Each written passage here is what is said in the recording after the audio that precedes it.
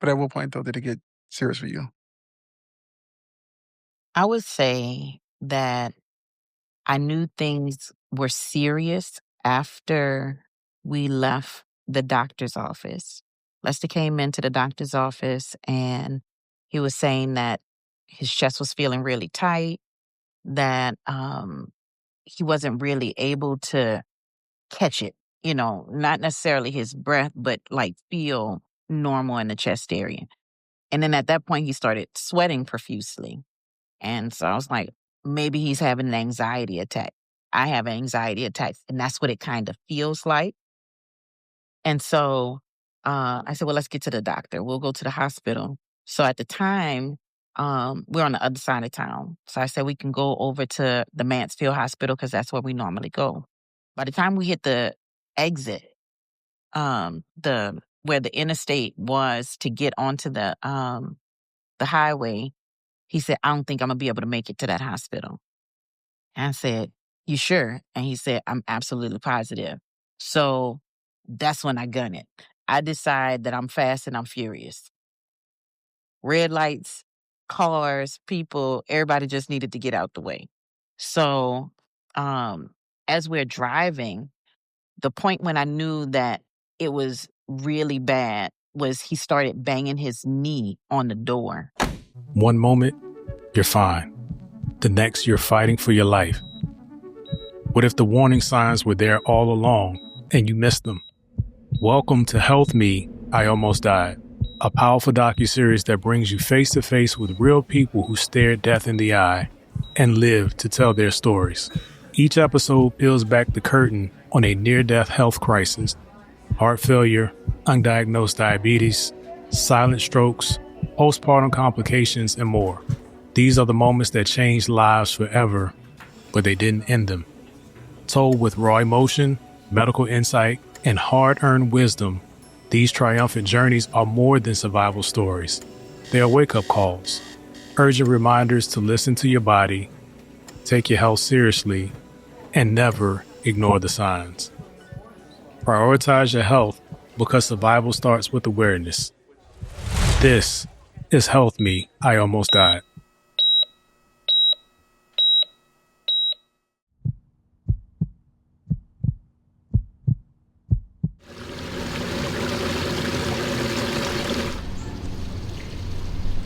The time delay. And I try to tie to a baby. Like my outfit.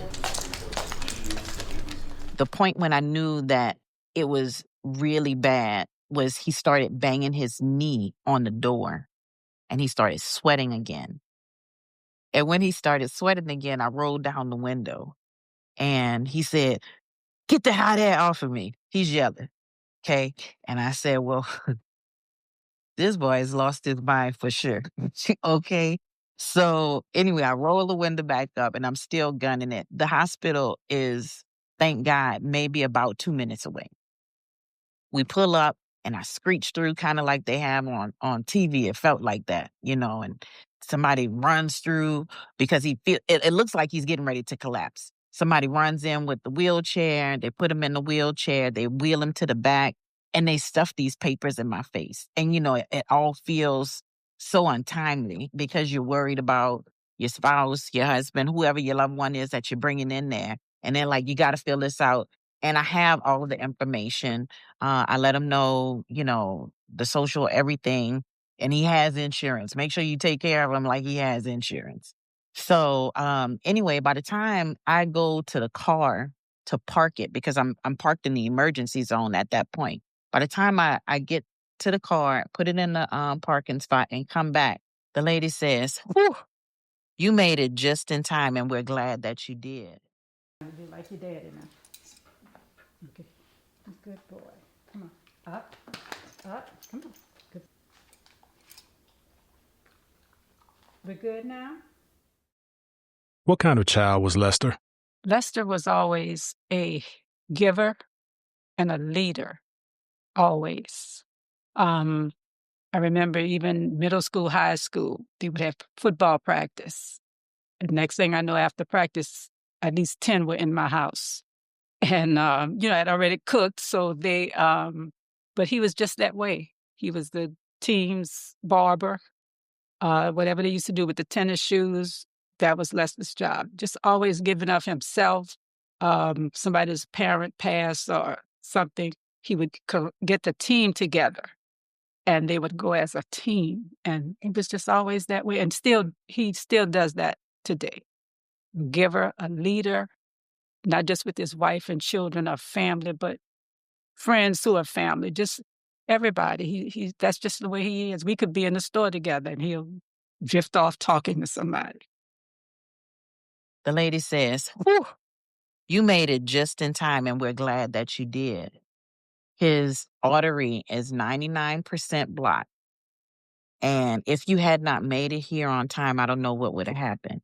And I'm thinking, this anxiety attack is something serious. So it really changed the whole perspective. Then it got to be terror, like a real fear of what was happening. Because at that point, they said, we're prepping him for surgery.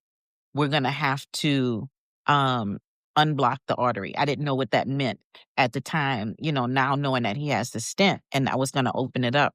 But that was scary. The whole process was scary. But once she said it and identified what that thing was, he was actively having a heart attack. And they needed to have surgery. That was fear that I had because you don't know what's going to happen. And I think Lester was talking about this earlier, is that when somebody says something is bad, is happening or is going to happen, and you go to the hospital, people usually don't come out. And in the back of my mind, I was thinking that cannot be the case for me because I just lost somebody else the year before. And my mom passed, and that was traumatic. And I don't even think people talk about what kind of post-traumatic effects you have from just being in that same space, from being in the hospital, being in the emergency room. It triggers something in you that You think the process will be just negative because that ended that way. That's why when she came in the hospital, the room, I was like, babe, these people say I'm having a heart attack. I was kind of doing that so at least we have our normal banter, a normal way of talking. So she at least knows, like, okay, he's bad, but he ain't that bad because how he's acting. And she's like, I know, babe. And when she said, I know, you can tell she was trying to keep composure, not from crying, but you can sense there was fear behind, I know, babe. And so I was like, this is weird. And so the wonderful thing, it felt by the time I got onto the emergency of the operating table to when they wheeled me out, it seemed like it was like maybe 5 minutes. It seemed. So it seemed like it went pretty swiftly. And I was like, that's it. And so that portion made me feel like, ooh, okay, we're gonna get out this thing. We're supposed to be pushing daisies and she's not. yes, Wow. that's awesome. Well, I'm glad you're here. We a couple appreciate of, it. We all are. Thank you for having me. I'm William Posliwa. I'm one of the staff physicians at Methodist Charlton Medical Center for Interventional Cardiology and Cardiovascular Disease, aka cardiology or heart doctor. I met you in a very daring situation in the setting of a heart attack. The activation came from the field or emergency department warned us about your condition, how you were coming in. And I was on call that day. And that's how we got introduced and stuff. Remember, you came ill. You were looking concerned and ill. Still, we try to rush in the setting that time is muscle for us. That means that as soon as we identify this condition, if we can open the artery quicker, we will have better results in regards to saving the amount of muscle, heart muscle that is being compromised in the heart attack setting. You were one of the many patients that we intervened through the wrist. We were able to do the procedure from it. It's a safer way to do it nowadays, or newer generations of cardiologists. I consider myself fairly new. Graduated in 2015 in Houston from the Texas Medical Center at Baylor College of Medicine. Okay. And it has been an uptake here in the United States to do the procedures radially. Like in comparison, 10, 15, 20 years ago, when the most procedures were done through the groin. And we were able to successfully open your artery with good results, no complications in a very quick manner. And then to complement that part of the treatment of opening the artery with everything else that you were needing for the conditions that you have, high blood pressure, the cholesterol, what to expect, that you still had a residual artery that needed work down the road, and so on and so forth. So Okay. we met in a very fast-paced situation, but here we are. Okay, yeah, we are. And so that's why we wanted to have this conversation, because I'm at a near death or issue that could have changed or ended differently, right? Without the education of how I got to this point. And so that's why I want to make sure we do this for education and to be able to maybe help somebody else who maybe experienced that or who could experience it. And to kind of get rid of the myths. Like we introduced genetics, right? Genetics was a thing that I never thought about that could affect me, but it has. And so you allow me to understand how genetics affected my heart, my condition, how getting the blood pressure, cholesterol affected it. But then we start talking about things about also diabetes and what you see. Because where you are at Charlton, you're able to see an array of people, but you start to see the kind of the same symptoms, maybe the same things. I just want to find out from you, as far as what do you see as most common when it comes to conditions like myself? What are the signs that someone should look at? If I'm already diagnosed with high blood pressure, high cholesterol, what does that look like for me? What does that mean? Does that mean that I take these medications for the rest of my life, and then, or do I take them when the numbers are good, I come off of them? What's the maintenance of that? What does that look like as far as high blood pressure, medication, cholesterol? What should I be doing? So one important thing to understand is that there's many conditions that will be detailed as chronic, that once established, they will need maintenance medications to keep you under control at target levels. That means for blood pressure, there is target numbers that we follow. There's for cholesterol, there are target numbers that we follow. Once an event has happened, things change from primary prevention to secondary prevention, meaning that already an event has happened, a heart attack, stroke, or blocked arteries in the legs with an intervention for that. And then it's important that medications stay on board to treat the conditions that will be lingering around your cell that will impact that cardiovascular disease. Most commonly, the brotherhood or sisterhood of diseases that go hand in hand with this will be hypertension, primary hypertension, dyslipidemias, high cholesterol, high triglycerides. Diabetes mellitus, some people will have type 2 diabetes mellitus in adulthood related to obesity or genetic factors. Mainly, again, the same groups get affected. White Caucasians have a different way of manifesting diabetes versus African Americans, Hispanics, Middle Easterns, from Oceania, from the islands, Pacific Islanders, and so on and so forth, because our genetics in that regards to glucose metabolisms are different.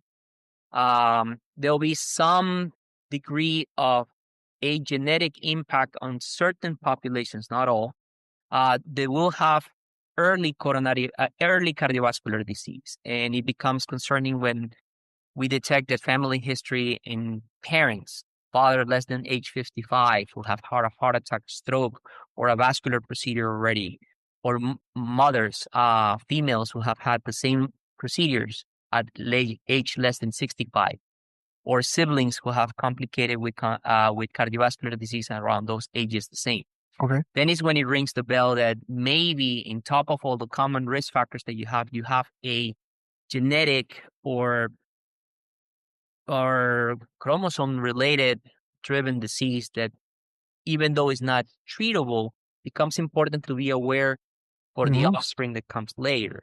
Exactly. And then is when you can make a difference, because there is nowadays, as technology has improved, there will be indications for certain families, for certain groups to be tested earlier to detect if you have those variations in the genes. Wow. Okay. That can be potentially identified and be targeted down the road to detect disease sooner. It really was great. The staff was awesome. They tried to have a really calming effect and walking me through the process and what was going to happen. Where it all went left is the chaplain walks in the room before they wheel him out. And she says, "Hey, baby, I'm the chaplain." And I said, "Whoa, I don't think we need you right now." And she says, "No, I just want to be here for support." We don't want that kind of support right now. And she said, "I'll just walk you to the waiting area where they'll come and give you the updated news." And I said, "I'll walk by myself." Yeah. So at that point, she walks with me. And I think it was a really good thing because she comforted me. She prayed about the situation. She told me what the next steps were going to be and who was going to come and visit with me and everything like that. But Yeah. Chaplains aren't, you aren't a fan of a chaplain if you just told someone is having a life threatening situation. The chaplain comes in and is like, hey, out of nowhere, let me talk to you. No, no, no, no. No, we're good. So I can see how that could scare her. Now I'm thinking of, wow, I didn't think that that's what she's that going was through. this serious. Yeah. This serious. And the chaplain's here already? I can see, yeah. Yeah, they might want to look at that differently because, yeah, the stigma of a chaplain is nothing positive in that So situation. I'm just grateful that everything aligned that day. Like from us going to breakfast and spending so much time. If we had not spent as much time with our friends in the restaurant, I think I would have brought Lester back to the house and he'd have been here by himself.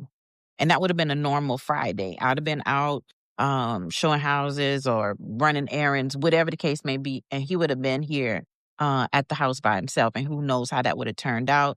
I'm glad he had uh, to come with me to the doctor's appointment. If he hadn't gone with me there, then we wouldn't have been together. I'm glad that the In the area. hospital was only 2 minutes away.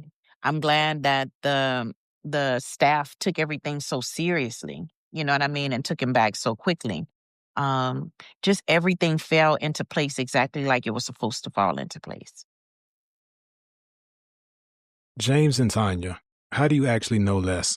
Well, Lester's wife, Kristen Jackson, she's one of my best friends, and we met back in college. I think it was like 1997 or 8. We were all in the freshman dorms together, the Horseshoe, LSU. And so we became friends really quickly, and her and Lester had been together since high school. So he kind of came with the package. It was a 2-for-1 deal that I received back then. And I mean, ever since then, we've all just kind of been friends. And we went through college together. Lester went off to the military. And I think shortly thereafter, they got married. Maybe, I can't remember exactly when it was. Let's just say a couple of years later. I don't want to say the wrong date, like I'm not a good friend. And so the rest is history. We've been together. It seems like we've been together constantly. Of course, they moved around with the military, but we always kept in touch. And ultimately, they moved here for good after a few stints away. And then we married. Then you inherited all of us. Right. I married in. They were already a family. I married into the family. So not even an in-law at this point. I formed my own relationship with everybody. So that's kind of, by the time I got on the scene, everybody was already in place. I was the last missing piece. This documentary is focused on health. Les had an unfortunate scare one morning at breakfast while you both were there. How did that day start out for you? Well, it kind of was the norm. It wasn't as normal as we planned for it to be. But we had discussed it before, like, listen, our schedules are open enough to where every Friday morning we should go out and have breakfast. Let's go have breakfast every Friday. We were like, yep, let's do it. Well, we missed a few. We caught a couple. Just so happened that day, it wasn't even planned. It kind of was a spur of the moment thing. Kristen and Tanya good for that. They were like, hey, listen, the wife said we're going to breakfast. I'm like, okay, newsflash, let's go. So we jump, leave the house, go meet them. Like, listen, we're going to have breakfast with the Jacksons. Then we're going to the office. We're going to work because we work together at the same office. So we go to breakfast. We're sitting there, regular morning, regular conversation. He gets up. Don't know why. Seems normal, like he's going to use the restroom. He get up, leave, go to the restroom. The three of us are still sitting at the table talking. A few minutes, he come back, he sit down, business as usual, moving forward, finish the rest of our breakfast, regular conversation, future plans, what's going on now, what we doing for the weekend. As a matter of fact, I think we even talked about linking up that evening. Like, well, look, go knock y'all day out. We're going to go knock our day out. Let's link up again tonight and hang out. We're like, okay, let's do it. So from there, we ended up leaving and going To the office. Yeah. Well, I mean, if I think back, what was really weird, you mentioned that we really weren't going to do it. It kind of didn't work at the time. Me personally, I had a friend in town who was visiting, Cody. And so I debated back and forth. Is it rude for me to leave my friend who's visiting me to go to the breakfast? Should I just let James go? Should we just cancel it? And we had just made the commitment to try to meet up more regularly because our schedules do allow. And it worked out where my friend was, they're friends as well. And she was like, just go. So we went, but I always had in mind that I couldn't really stay too long because I wanted to get back to my friend who was here. So we're there. It was a regular but lengthy breakfast. We were there for, I mean, at least 2 hours. And as you mentioned, I do remember Lester. He kind of just got up, intending, I thought, to go use the restroom, but came back in a shorter amount of time than one would take to use the restroom. And I thought that was weird. I was like, well, I don't know what happened there, but didn't really even think a second thought about it. But maybe even 30 minutes after that, we all got up. Nothing seemed out of sorts at all. We got up. We went our separate ways. We went to the office, and my friend who was in town visiting came to the office with us, and they went their way to do, I think they had some other appointments and visits to make. But as soon as we got to the office, we got a phone call from another friend saying, hey, did you talk to Kristen or Lester?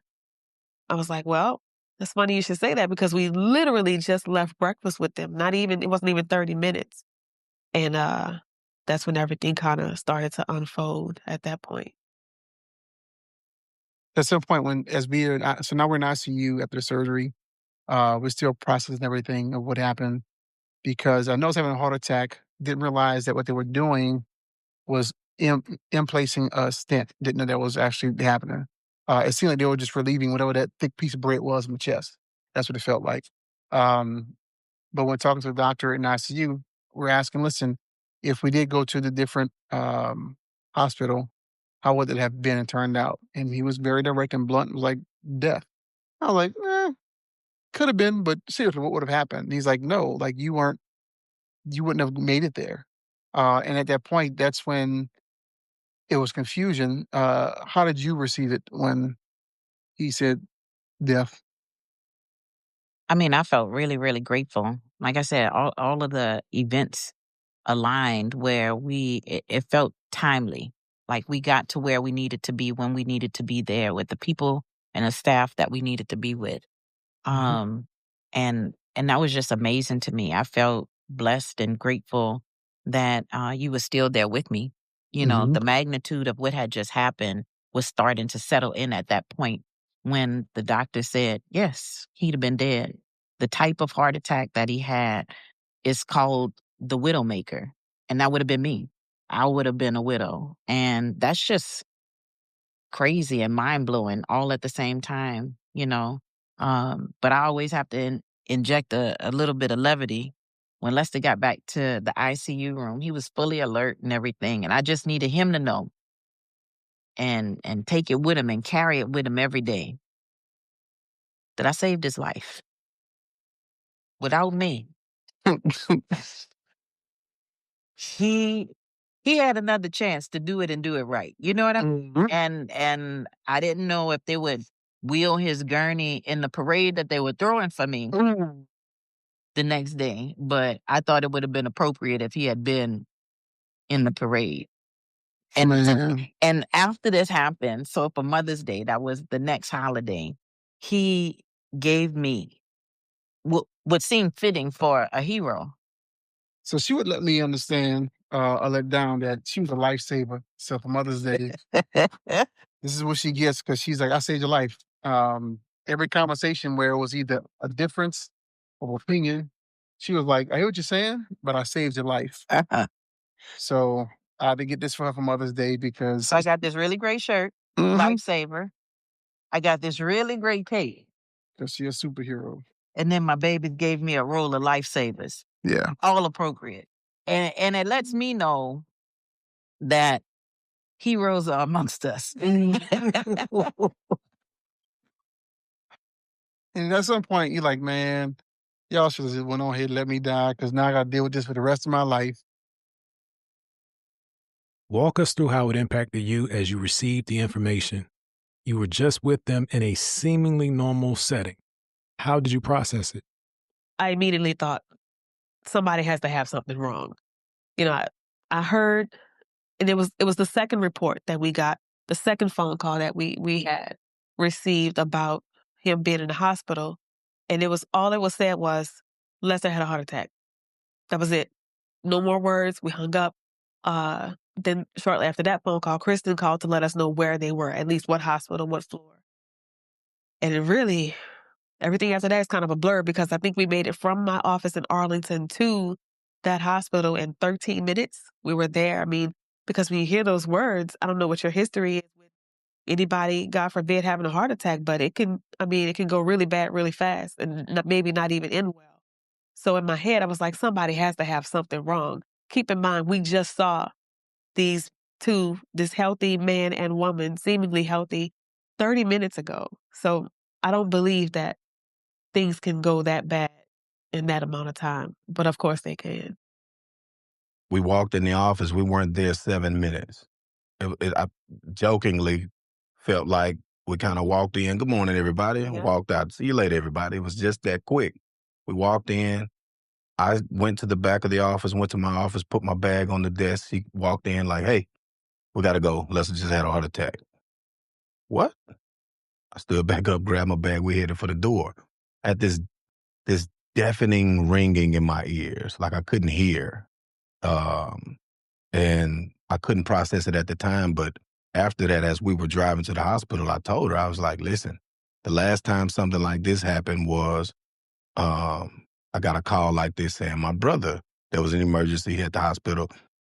Historically, in my family, in my background, when you get that call, whoever that is, they don't make it.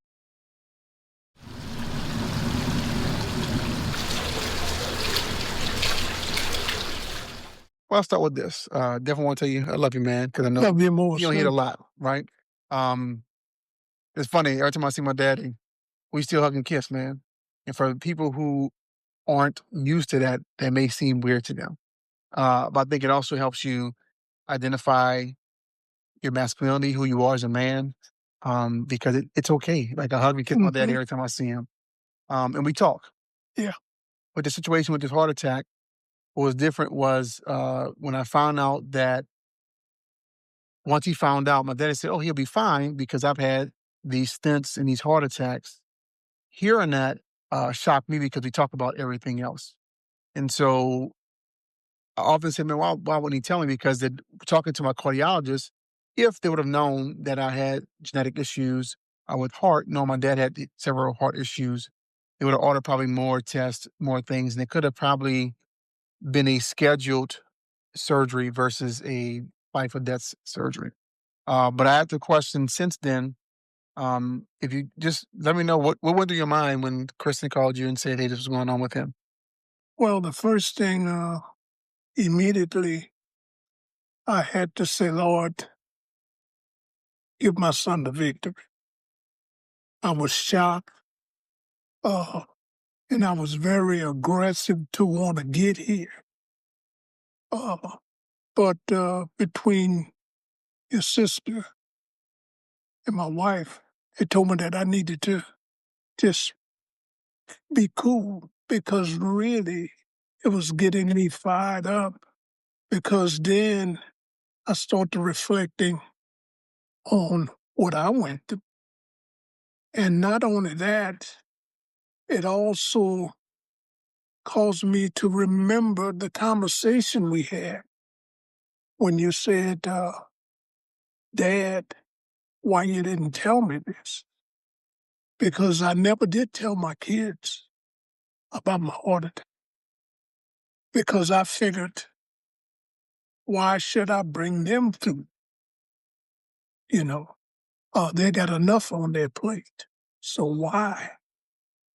But in the conversation that my son and I have had in the past, I realized that I was hurting them, not helping. because if I would have told them in the beginning about heart attack 1, heart attack 2, heart attack 3, it could have been a prevention where they could have got themselves checked that will cause this not to be discussed right now. But I say this, I believe that all things work together for the good. Now, why would I say that? Well, I'm still here. My son is still here. But now, since this happened to him, I want to spread it to the family. I want them to know all that I know about how this started. From my grandfather to my father to 3 of his brothers. So it's actually time to allow the family to know that we all need to get checked. On the day of the incident, what were your initial thoughts when you got the call that Lester was in the hospital? Chris didn't call me until that night because I had always pick up the girls, and so I had them. But I knew something was wrong, not to that extent, because one of them will call or text, but I didn't get that. And but I found out after. Well, when I found out that night, I told him just take care of him. I would take care of the girls.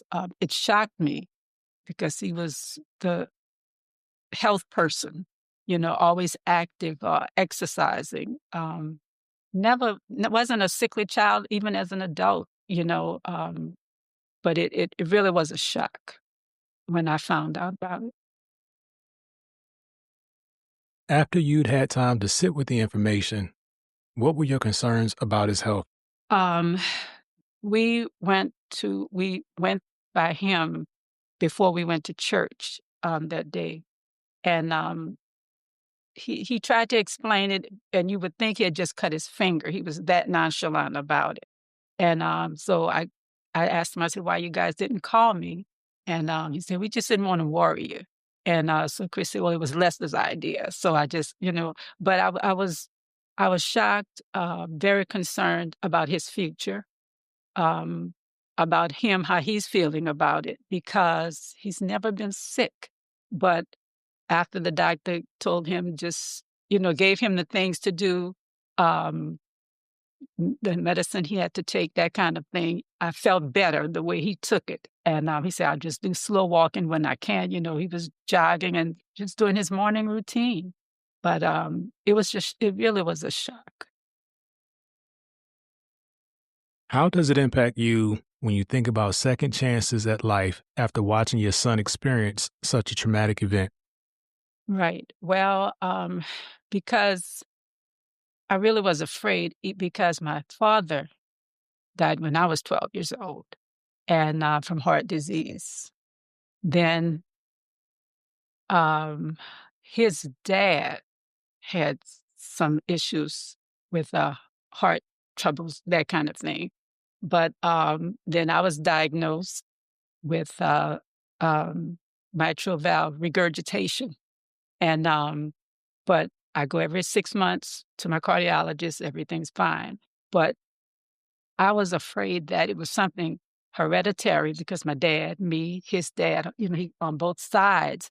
But he assured me, Mom, don't worry about it. We're going to eat better. We're going to do this, that, and the other. And so I follow him now because when I go to their house, I see what they're eating, what he's cooking. Chris may be fixing something. And he's just more health conscious now, and so that put me in a different frame of mind about it. Having lost your father at such a young age, less having daughters in that same age range. What were your concerns about your granddaughters? I felt that when God gave me the okay to relocate here from Atlanta, I thought that was to be able to spend time with them, with the girls, because they both travel with their jobs. And I thought that was my purpose. But it then I see, God, you had me here. And I knew he has a group of friends that are like family who hold him up, they hold each other up. And but it lets me know that I was supposed to be here because the only we live 5 minutes from each other, and whenever they need help, uh, me to watch the girls for whatever reason, I'm right here. But just the fact that I was fearful because I didn't want the girls to have to go through what I went through. So it was that kind of thing. Mhm. The first one was at 50. Second one was at 61. And then the third one was at 71. So I just thank God that now I'm trying my best to be able to make sure that I do all I can. It blew my mind. Well, one of the things while he's talking about when he actually had his first heart attack, he had just dropped me off to college, right? And so I remember that being a pretty cool moment because, I'm a child of divorce, but we had a great relationship. This is one of the first times my dad on his own was like taking me to college, uh, which was cool because, like, man, beside he does construction, beside the jobs, we didn't really spend long hours of time like just, doing our thing. And so this is now a road trip. My dad, like, man, this is kind of cool that he's bringing me to college, not knowing that that could have eventually been the last time I saw him, um, because of the heart attack he had. And I didn't know, again, I didn't know till this year that he had a heart attack that early. And so at that point, that's where I want to ensure that, listen, I have brothers, you have the children, right? Sisters. My sister who I need to make sure, hey, listen, they're older, but are you guys going to see a doctor, do an EKG, do an ultrasound? Because you may actually have this too. We don't know. So let's take this time not to not talk about it, right? Same thing, even their children. How many grandkids you have? 14. 14, right? So those 14 at some point should be in front of a doctor or a specialist, ensuring that their heart is fine. Because again, my mother's side, my dad's side, um, there's heart genetics that we didn't know about until this happened. Yes. And big picture, I think when you say we don't know why, but it's working for our good. If he probably had a discussion with me back then, I don't know if these conversations would happen. I think this conversation with this film crew, with all of you, so whoever's listening, watching this, if you're hearing it and it's changing your life, that's why we wasn't supposed to have that conversation at the beginning, because we wouldn't have taken the courage or felt the need to now say it for other people to learn, grow, and then save lives. I would love to know at some point how many lives this is actually saving. Because if it's just one, that was worth it. Mine was spared, so let's spare somebody else's. So um, we'll see. And so far at this point, though, how do you feel now, knowing that I've been through that, what you've been through? We have that shared hardship. How do you feel now today about this whole process and everything? I feel that we can't keep it to ourselves. We have to share. Um, although what I went through, I was able to share a lot with you relating to what the stent is all about, the side effect of the medicine, Mm-hmm. that when you get it, you'll be better because it's like you have a new heart. Um, and then the things we eat, that we Mm-hmm. got to make sure that we eat the proper food. Salt is our enemy. Mm-hmm. Uh, Another thing is is stress. Believe it or not, stress is actually what ticked off the heart. Mm-hmm. Yes, we had problems with the blood vessels being stopped, but my first heart attack, I brought my son. We were so happy and excited. But after that, I had to go to Baltimore, Maryland, because my brother was having some serious drug problems. So there come the stress, because I left from bringing him to college, went all the way, drove to Baltimore, Maryland. From Monroe, from Ruston, Louisiana Tech. From Ruston, Louisiana, got my brother, brought him here. And as soon as I got him here, I had to go to the hospital because the stress ticked it off, you know? And the thing about it, I was so stressed out until I couldn't feel what was going on. But all of a sudden, I had problems in breathing, uh, tingling, and I went to the hospital and they told me I had a heart attack. Now, it didn't seem as though I had a heart attack, but it was what's happening in the inside, you Mm-hmm. know? And that's what caused me to get a stint in there. So Les talks about how thankful he is to number one, survive, for his wife, Superwoman, and his doctor. He specifically was grateful for you two because he only went to breakfast because it was with y'all. How does that hit you? To me, it reinforced what we all felt. You know, you'll say, "Oh man, we're not friends anymore. We're family." You know what I mean? In my opinion, that's used loosely these days. It really is. But I feel like every time I've said it to whoever I'm speaking to, I mean it. You know, and that solidified that. Like we say it a lot. Hey man, I love you. I love your family. Your daughters are my nieces, and vice versa. They're like the godparents of our children, and vice versa. So we're intertwined deeply. So everything has to be purposeful after that. You know, anything that we were pushing off, like we're supposed to go have breakfast with the Jacksons this morning.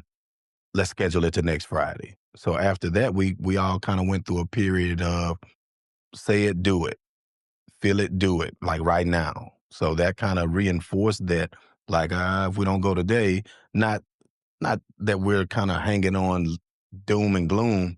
If we don't go today, somebody's gonna die. But our our sense of humors are so twisted. We joke a lot about it now. You know, like we can't go anywhere right now without anybody saying, "Lester, you good? I don't want no trouble out of you today." So that's kind of where we at with it. Yeah, for me, I think that it really reinforced the fact that none of this happened or none of the entire relationship and affiliation, the friendship or familial relationship that we have, is not by mistake.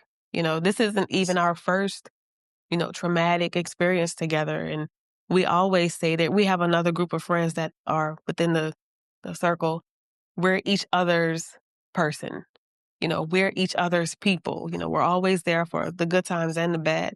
But when these kind of instances happen where you can kind of go back and pinpoint, well, if I wasn't here and you weren't here at this exact time and exact moment to do what you needed to do, then it would have happened a different thing. We would have had a different outcome. And it does kind of reinforce that nothing happens by mistake and it's all kind of ordained and supposed to be. It's a higher power that kind of put us all together. And, that fact is really what makes us stick together even closer through the good and the bad. It's not all, good times and laughs. There are conflicts. But when you look at what you've been through and helped each other through, it really kind of solidifies the bond, I guess. And it also makes you appreciate even the little times, the small moments where we're just kind of sitting around a table or just sitting down watching TV. Those moments are valuable as well. Yeah, man. And I'm gonna frame you back up right here. and make sure. All right, Mr. Jackson. So how you feeling? Better. Just still kind of going through, still every now and then a little lightheadedness, probably from the medication, but no angina issues, no tightness at all in the Okay. chest or the nerves. So far so good. Last couple of weeks have been better than the first week. Good. So So the dilemma usually most of us have as interventional cardiologists is when you're having the heart attack, we see multiple blockages. So sometimes, but the main thing will fix the main problem. Now, if some folks are not doing well, we can put in multiple stents all at the same time because some people say, hey, why didn't you just fix everything when you're in there? Mhm. That's a good question, but most times, sometimes the other blockage is not as bad. It's just because you're all tensed up from the what's going on because you're scared, your blood pressure is up, heart rate is up. So that's why, but you were having symptoms. So I brought you back in. And I'm happy I put a second stand in there because, to fix the other vessel, because it still looked like a 50% blockage. But when I put in the wire to check the blood flow, anything less than like 90% is low. Yours were like in the 80s. So I just knew Okay. that we had to put a stent down. It was a pretty straightforward procedure. And like you said earlier, there's no damage to your heart muscle.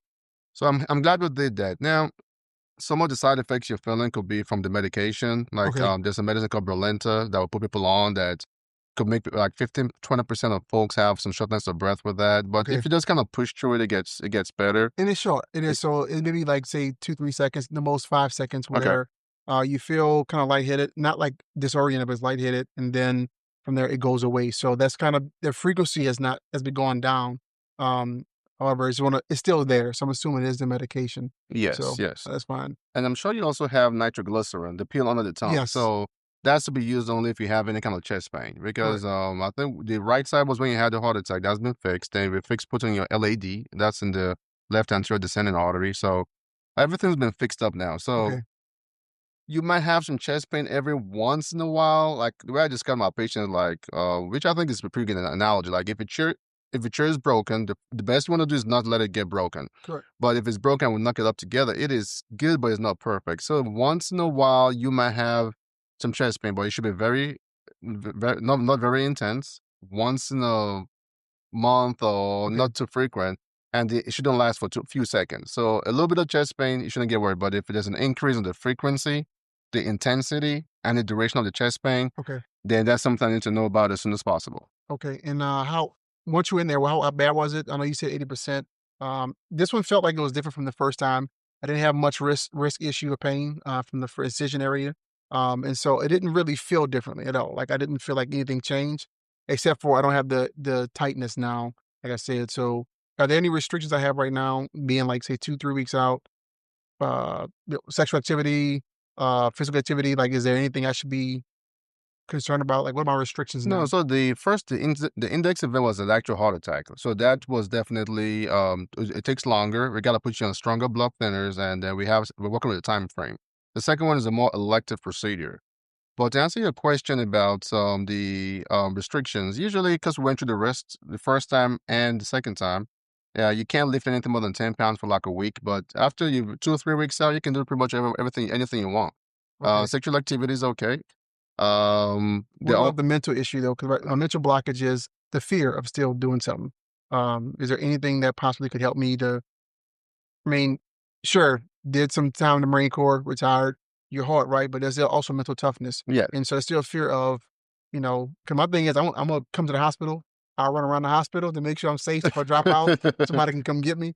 But the mental portion, I think, is one of the things I still need assistance with. Yeah, so some people have either after an MI or heart attack, people have some kind of mental anxieties there, Okay. depression is there, but for the most part, it's just the first few weeks to months afterwards. As in, it's no, I had a couple of folks that actually required antidepressants, but that's Wow. not very common. So, but if there's been a history of that, maybe from the military, PTSD, or something like that, then that's normal, but you just need to you can go back to your normal activities because every single block has been fixed. There's no Mhm. residual disease. Your ejection fraction, your heart muscle strength is normal.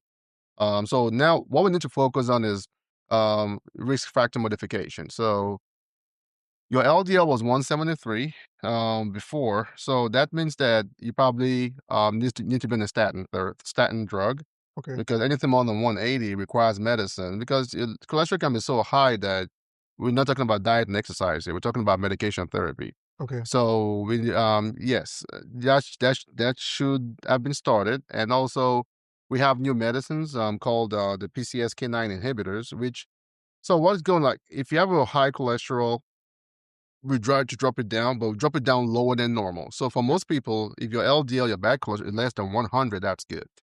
Yours are like 173. But if you've had a heart attack or stroke, or you have a blockage in your arteries, then we try to drive it down lower than 100, like 70.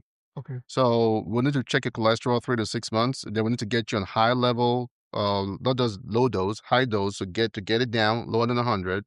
And there's some people that even despite that, they either they're diabetic or they have thyroid issues. Their cholesterol is still high.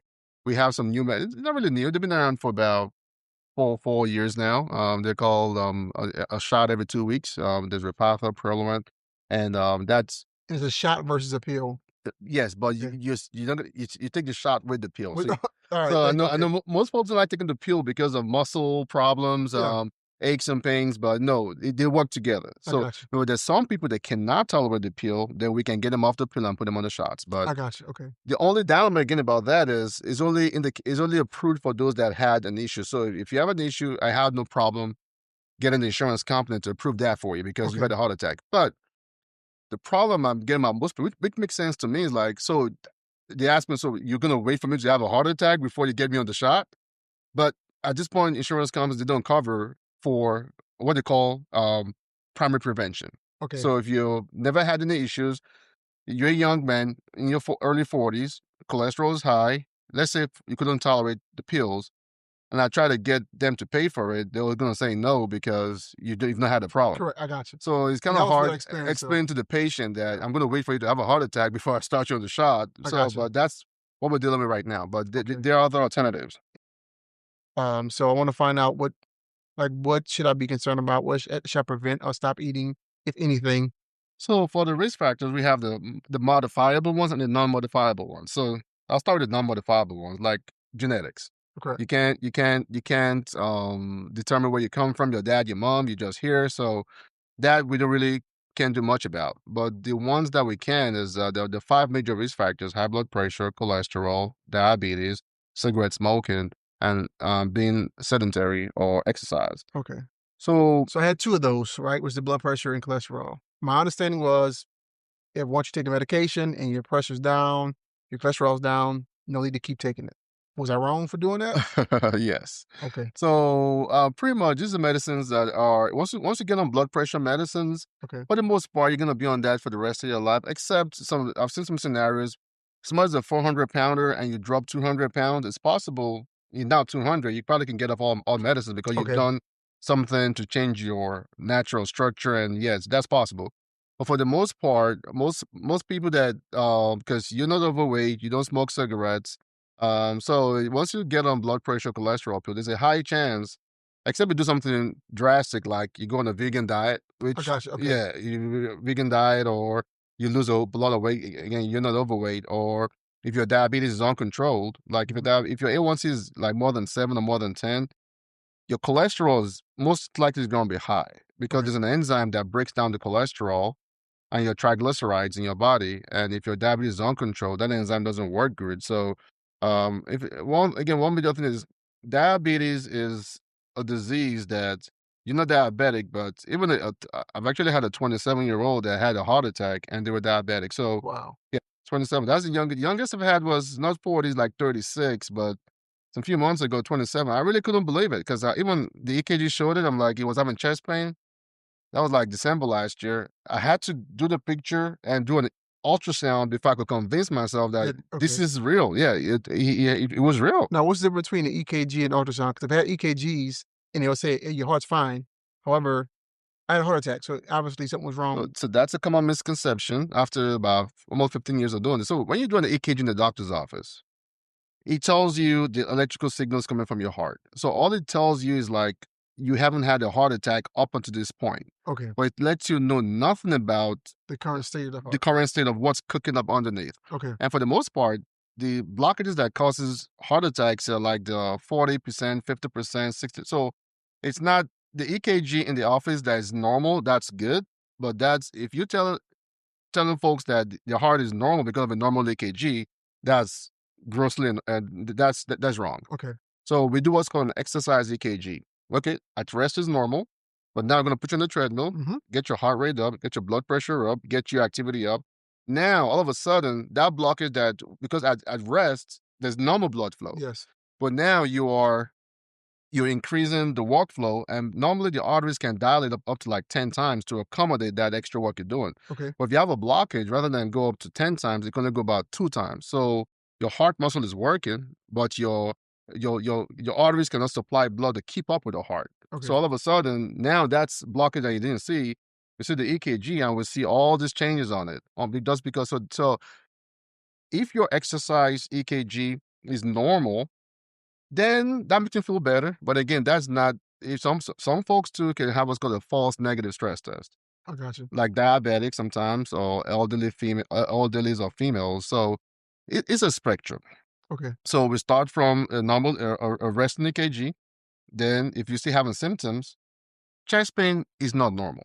So any chest pain at all has to be. Now, it might not be the heart, it might be the lungs, it might be the esophagus, but pain is your body telling you there's something wrong somewhere. It could be from high blood pressure. Okay. It could be trauma. But I'm not saying it's all the heart, but any chest pain is not. It should not be there. So you gotta keep looking. If they come here, I'm like, okay. Sometimes I might say, hey, I've checked out your heart. It's not your heart. Go look for another doctor, like a GI doctor, a lung doctor. But any kind of chest pain should be. Now we have some folks we know they have heart disease, and they can't go for bypass surgery. They can't go for stents because the vessels are too small. Okay. So those folks will know, okay, it's your heart, but we just can't do much about it. That's a different story. But if you're someone in your 40s, 50s, 60s, and you keep having chest pain, obviously the first thing is the heart. But if that's normal and we can't find anything wrong, then we need to check with other doctors to just keep looking, because any kind of chest pain is not normal. What do you want Lester to know now that he's on the other side of this experience? I really, first of all, want to thank him because he's my only son. He's been a father figure and brother to both his sisters, one older, one younger. But just to thank him because of the leadership role, the giving role he plays in our lives. And I thank him, whatever I've needed. He's always been there. He and Chris both really, but I just so appreciate him for being, if I pick up the phone right now, I can't come right now, Mom, but I'll be there, and I just so appreciate him for, and the girls, even when I'm babysitting or Lester and Chris are out of town, the girls will say, one will say, Carson, Dad said, or Cam may say, Carson will say, Cam, Dad doesn't want us to, so his influence on those girls, I'm just in awe of that because they love their dad and he loves them. What did this experience teach you about your daughter-in-law? Kristen and Lester met in 10th grade, I believe it was. And again, we were right around the corner from each other. But we lived around the corner from each other. And they didn't even know each other then. But they went to the same high school. But Kristen is not, she's my daughter. She's not, I don't say daughter-in-law, daughter-in-love, but she's my daughter. Always has been there for me.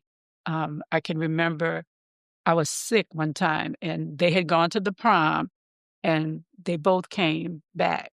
And she just crawled into bed with me to make sure she calls me Mill, are you okay? A sister to Tamika and my youngest daughter, Mariah. That's Chris. Keeps you laughing. She helped me to find this house. That's Chris. And anything, the decorating, all of this is Chris. On the walls, that's Chris. As a Black man of relatively similar age to Les, how did you process it from a health awareness perspective after going through this shock with Les? It was a wake-up call. I'm not going to say that I was blatantly negligent with my health, but I was nowhere near on schedule as what's prescribed for my age, right? I have a cardiologist. I have a doctor, but I'll be due for an appointment, and I'm like, I'm feeling good. I'll reschedule for next month, and I'll push it off, and I eventually will go. But a lot happens in a day.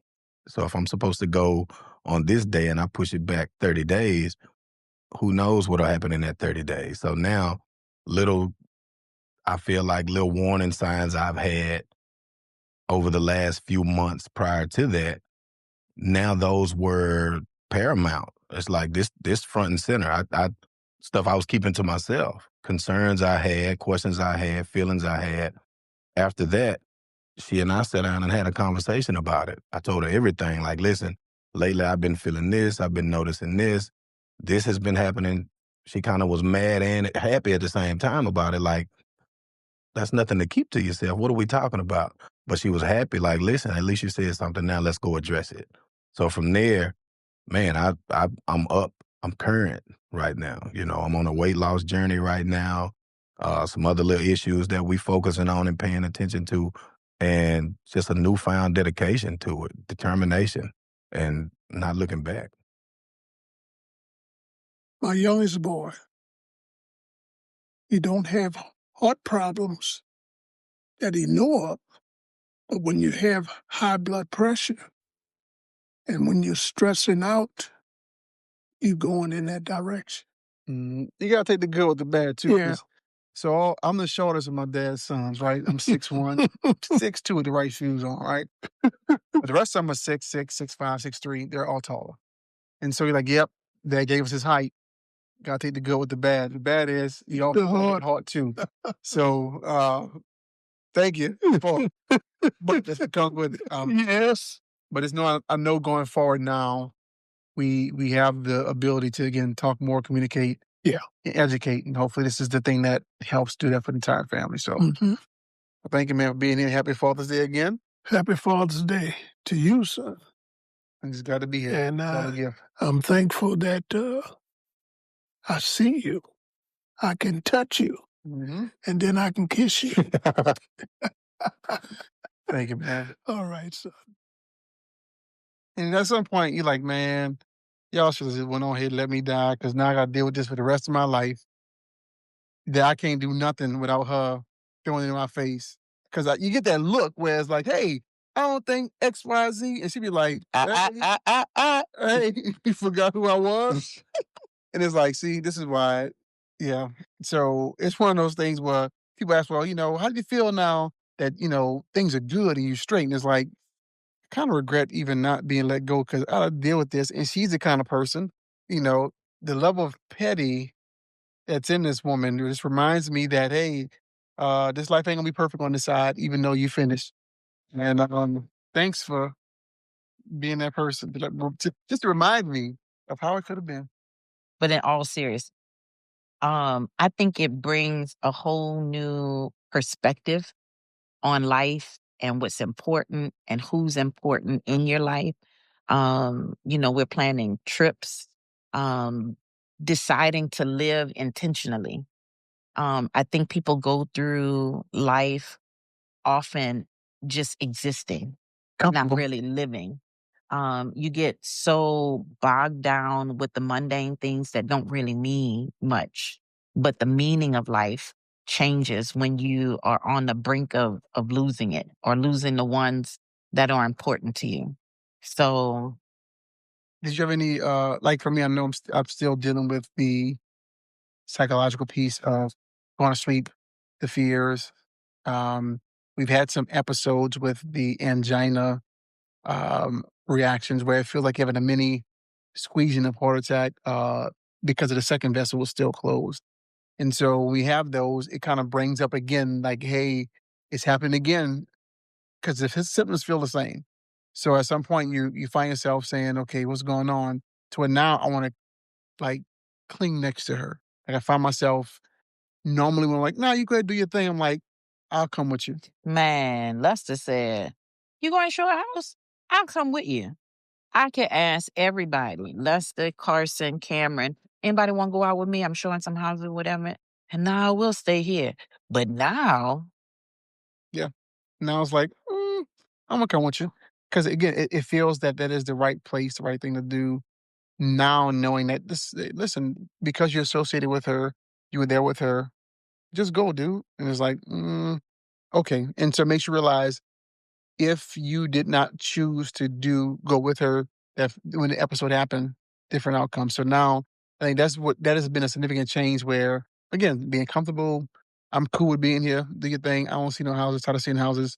At some point it's like, I'll roll with you. Like, why not? And so it's funny because even being out and being with her, showing houses, is not just us showing houses. It's us getting ideas of, hey, we can do this to our house, or we can do this with X, Y, Z. So when you see the different decor things, because big into interior design, um, sometimes seeing another artist's work, you like, I can take this and evolve it or X, Y, Z. So we get that. I'm like, hey, do you remember at that one house we saw that had this?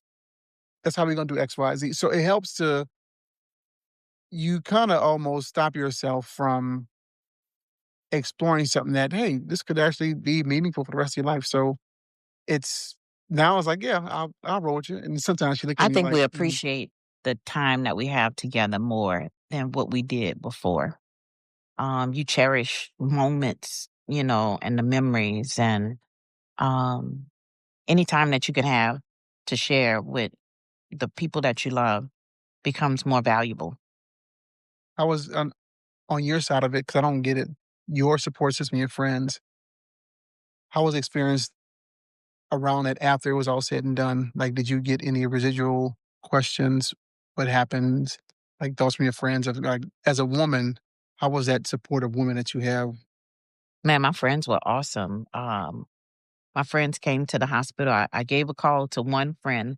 Well, initially, I was talking to one of my friends on the phone when we were headed to the hospital over by the house.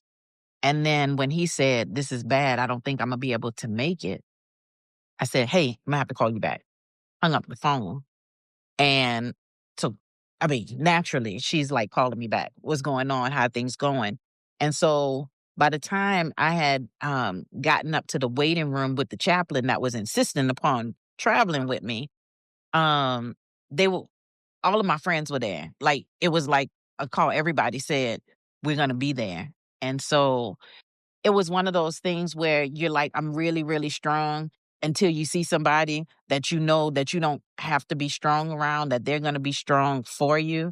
So I think by the time I saw Trinice, Tanya, and James hit the elevator doors, it was like, whew, I could just let it go kind of thing. So I think I cried and cried and cried um, in their arms. And then after, moments had passed, I was able to explain to them what was going on and what they were doing in the surgery. And just them being there was a comfort. Them giving me the strength to say that everything was going to be all right was good. And knowing that I had people surrounding me with love was absolutely important. And then, of course, Tanya knew everything. Yeah. She was telling me what valve and what arteries and all of these different Friends things. in the medical And we field. were making lists of questions to ask the doctor by the time they got back. So I think Dr. P was probably taken aback by in the room where we were. We had a list of questions written on the whiteboard already. Yeah. So, but it was amazing having them there and to be able to support me. I look at big picture. We sat down about 5 years ago. We're in Augusta, Georgia, and it's like, hey, this is cool. If we retire from here, we already have school. Your career was gone. The kids in school. But we didn't have that support. Like we had one issue where we had to go to the hospital in the middle of the night, and we didn't have anybody to call to say, "Hey, can you watch the kids?" And that was difficult. We had just met somebody. They ended up being from New Orleans, and they're like, "Well, yeah, that's fine. We'll watch the kids." But it was still kind of awkward because they didn't have kids themselves. So it's like, we really need this, and they took care of us. And at that point, we came back from the hospital. Um, I said, "Listen, my mom's 2 hours away. If we need Monday through Friday support, we don't have it. We need emergency support, we don't have it." Because those friends are also in the military, they were leaving in 3 to 4 years. I said, "Listen, if we retire from here, we have to go where we have that support in that family," which led us to come into Texas. And the specific people why we came here are the ones who were there to help support. And I look at how choosing, not being afraid to leave your comfort zone to come back to Texas where the love and support was, it significantly impacted us because now our kids' lives are different and changed. I can imagine how she would be if she was in Augusta by herself if this happens.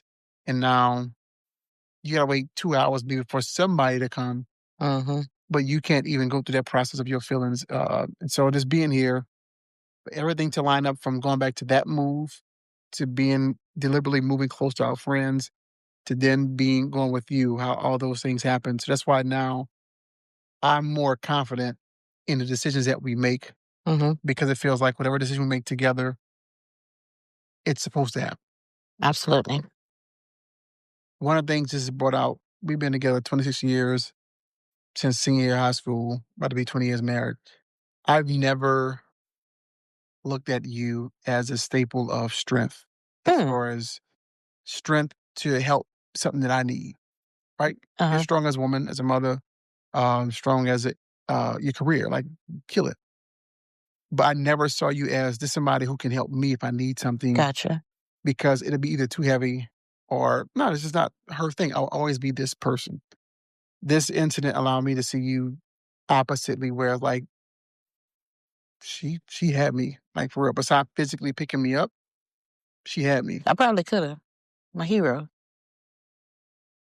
She never gave y'all money.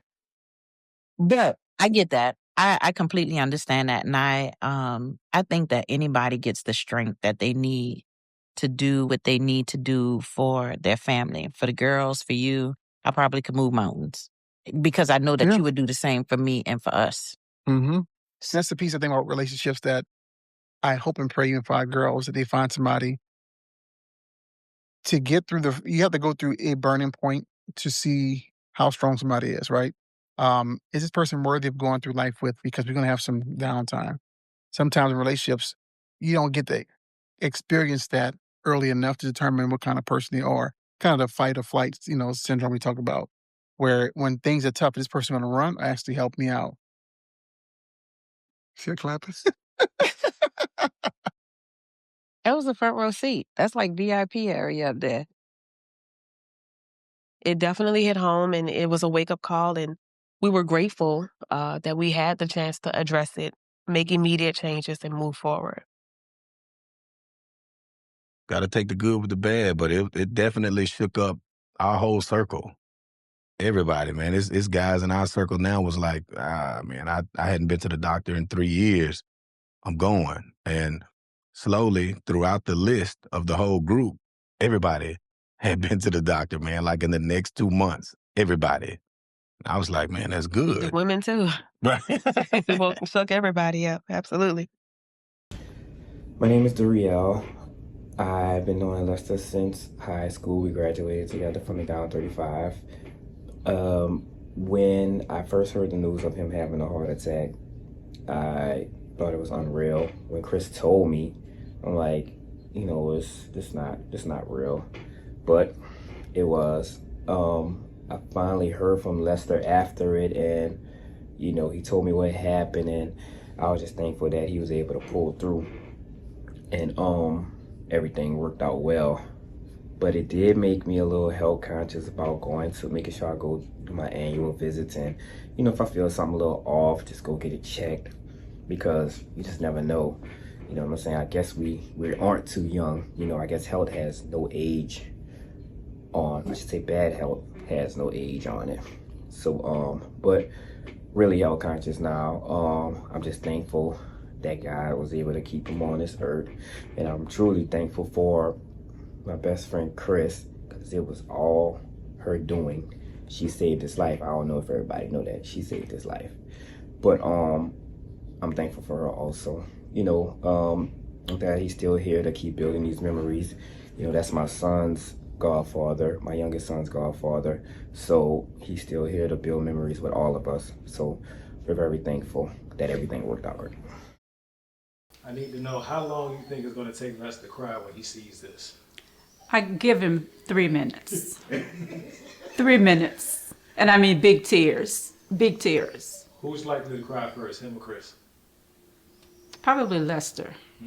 Probably Lester. Okay. What's an embarrassing moment you can share about Lester? Embarrassing. Oh, he was going out with his boys. Well, my oldest daughter used to always say that Lester could tell me anything, I would believe it. So he had my van, and he and his boys went out along with my nephew and came back, and I always kept, because he had football equipment, so I always kept a sheet, you know, being mom, so he wouldn't dirty my seats. And so, but I found little holes in it. And I just showed this to him though. But I found holes in it. And I said, wait, who's been smoking in my car? And he told me this long story. And then years later, my daughter said, Mom, you were so naive. You were so naive. I said, well, you tell him he cannot, the other young man, he called that name. I said, well, you tell him he can't ride in my car anymore. He can't. It was all of them in there. Tell me anything. I'll be... I don't know if I got any embarrassing. It's funny to hear that story because I know the crew.